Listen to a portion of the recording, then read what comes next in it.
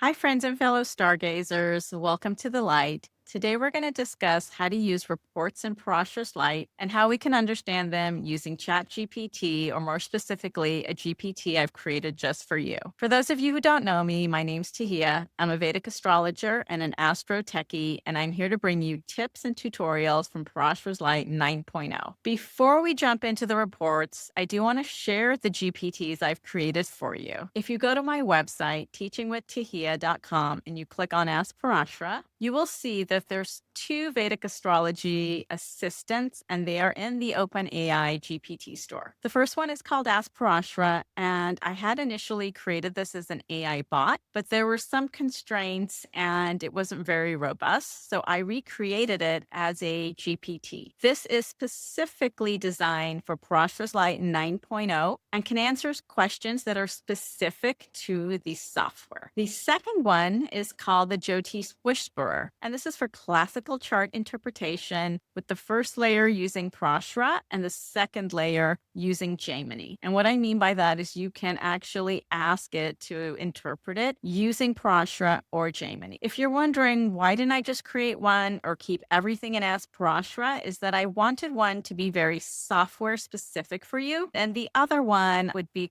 great as literally your personal Vedic astrology assistant. You can click on these to get access to them. They're live on my website. The second thing I wanted to show you is I've created a GPT cheat sheet for you. And you can use this either in ChatGPT or the GPTs I just created. This has a list based on Vedic astrology frameworks with different prompts. There is a section that's specific to Parashara's Light. There's also a section that gives you an overview of how to look at your charts.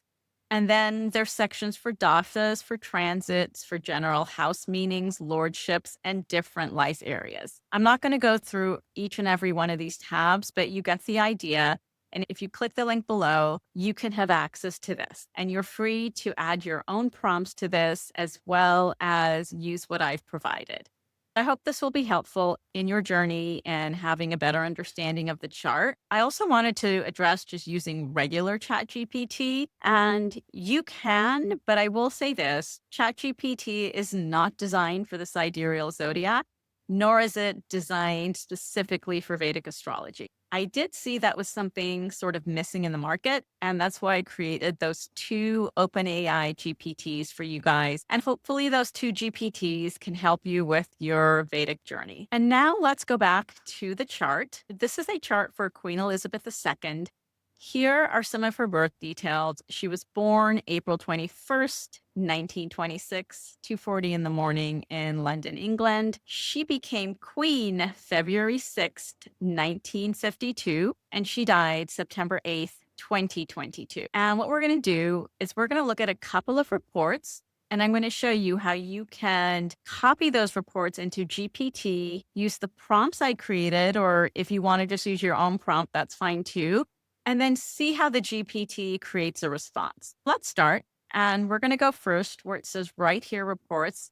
Click this drop down, and you'll see there's 10 additional drop downs. And what I want to do is first walk you through how these drop downs are set up. So if we look at the one that's actually called interpretations, you'll see there's more. And from there, if you guys keep clicking, it's literally nested reports under other reports. You have a main report called interpretation, you have general interpretation, and then you have more details reports. Let's just walk through the opening page.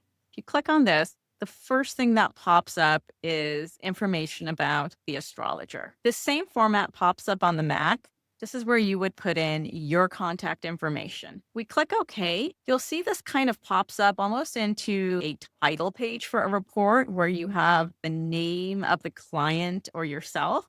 If you scroll down, you will see all the contact information. You'll also see at the very bottom, there are 6 different fields: cancel, print, help, copy, and then 2 sets of arrows. If you click on these arrows, it's going to go to the next section of the report. And if you keep clicking, it goes into each subsequent section. I am going to go back to this one called nature and temperament. And this is, in essence, a description of the person's character. One thing you can't do here is drag your mouse to copy stuff. It doesn't work.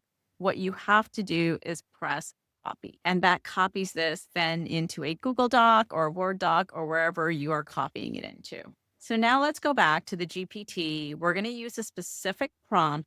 We're going to copy this information and then we're going to see what it spits out. We are in the Jyotish Whisperer, which is the GPT I created. And this is the prompt I'm using. I've said this is the chart of Queen Elizabeth II.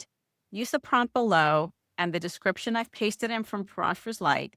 Put this traditional description into simple modern language so it's easier to understand how it shows up in, let's put, her daily life. Now I'm going to actually add the description. I'm going to click this and we'll see what happens. And you can see here, it's starting to create a description based on the traditional description we found in Parashara's Light and make it a little bit more relatable to understanding things. And you can see here, it kind of divided this into different sections and you could read this and it actually makes pretty good sense of things. So that's one way we can use this. You can also say, give me a paragraph of how this feels if you don't like it broken into different categories or numbered. I'm going to go back to reports and I'm going to look at Varshaphal. And I'm going to go Varshaphal. Let's look at her Dasha interpretations. Now it's going to ask for the age. She became queen when she was 25. Let's put 25 in here. I'm going to click OK. We see this is bringing up all of her Varshaphal dashas from the year April 21st, 1951, all the way to 1952. What I'm going to do is copy this information. And the prompt I used was help me understand the core themes and areas of life being activated during this dasha, during her Varshaphal from 1951 to 1952. And we'll see what pops up. And you can see here, it brings up the themes of her Varshaphal, and this was the year she became queen. So you can see there's things like rise in status is undeniable, etc. This is an example of how this can be used to understand what's going on in your Varshaphal or other parts of your life. Now let's go back to the reports and let's go back to interpretation. And let's look at her Dasha interpretations.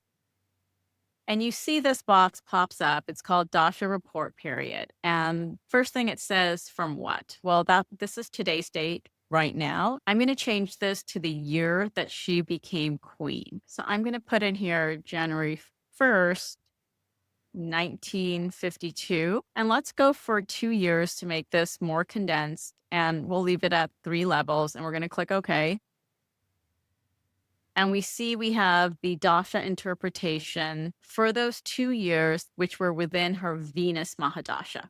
Now, what I've done is pasted in a prompt that says, help me understand the core themes and areas of life being activated during this Dasha, which is from 1952 to 1954. That's when she became queen. I copied it from Light, and now I'm going to click OK, and we'll see what it spits out. And you can see, I didn't actually say this is when she became queen. I wanted to see what it would actually generate. And you can see it says here it activates status, public grace, wealth as a responsibility, continuity. It says here honors from authority, state recognition. It did a pretty decent job in relating what was going on during that period. These were examples, and you can continue to use this as you see fit.